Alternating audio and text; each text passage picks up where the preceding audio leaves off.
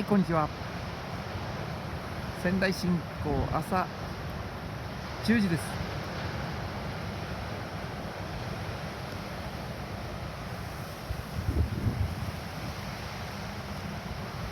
風はとても強い西風です。うねりはありません。ほとんどインサイドのすね膝ですね。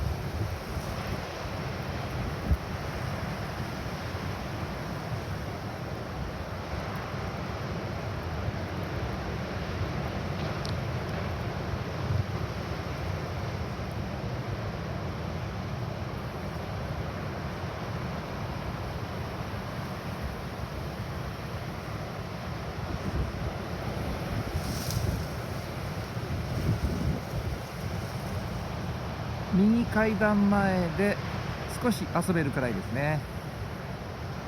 そこだけです。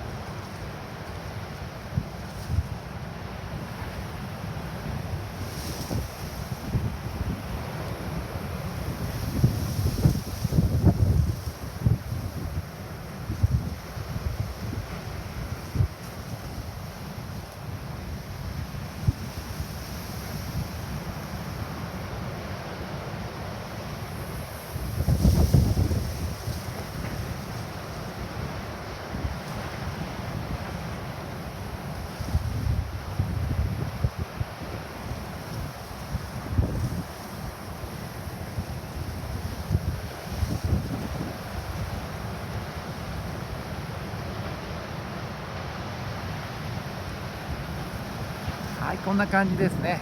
はい、それではまた。